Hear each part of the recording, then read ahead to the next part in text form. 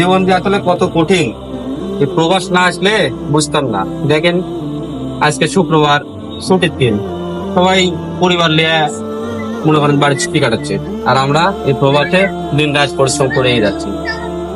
হ্যাঁ ভাই, এরই নাম প্রবাস জীবন।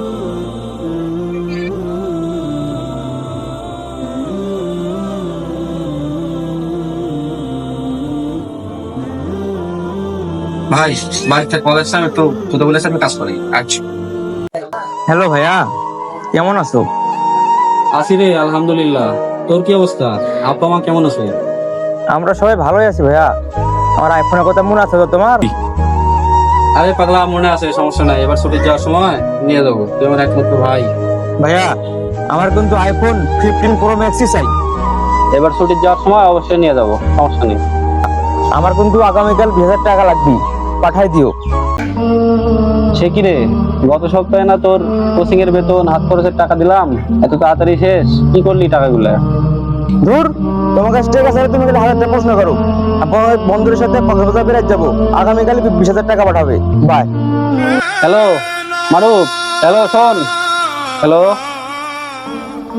টাকা 20,000 লাগবে বলে রাগ করে ফোন দিল কাইটা। বেতন উঠতে এখনো 10 দিন দেরি। দেখি সোহেল ভাইয়ের কাছে ব্যবস্থা হয় নাকি।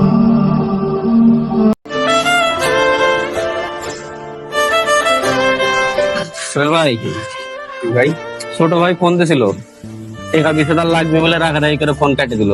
আমার তো বেতন উঠতে এখনো 10 দিন দেরি। আমি 20,000 টাকা কাল হালাত দিয়েন ভাই। ভাই, আপনার কাছ থেকে আগেরই 10,000 পাবো, আবার 20,000? আচ্ছা, সমস্যা নাই, দেবনি। ঠিক আছে ভাই। আব্বা, আসসালামু আলাইকুম, কেমন আছেন? ওয়ালাইকুম আসসালাম। আমি ভালো আছি বাজান। তোমার মায়ের শরীরটা খারাপ। আচ্ছা আব্বা, আমি বেতন পেলে টাকা পাঠাবো নি, মায়ের ডাক্তারটা দেখাই নিয়েন।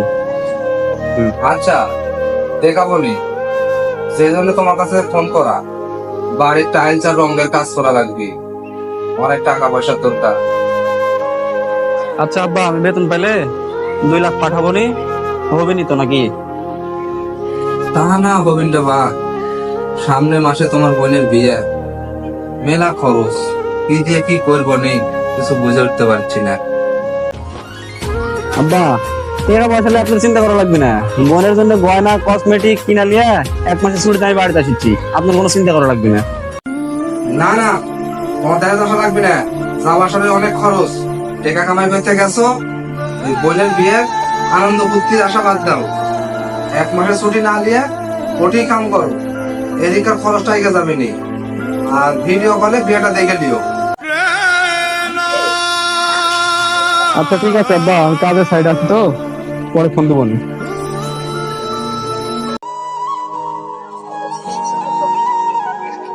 কি রে ভাই, মন খারাপ কে? 1 মাসের ছুটি পাচ্ছো, বোনের বিয়ে যাবো? না রে ভাই, বাড়িতে আর যাওয়া হবে না। আমরা আসলে কি বলতো, দেখ তো পাগলের কথা, আমরা মানুষ? না রে, আমরা মানুষ না, আমরা প্রবাসীরা টাকার মেশিন। মন খারাপ করিস না।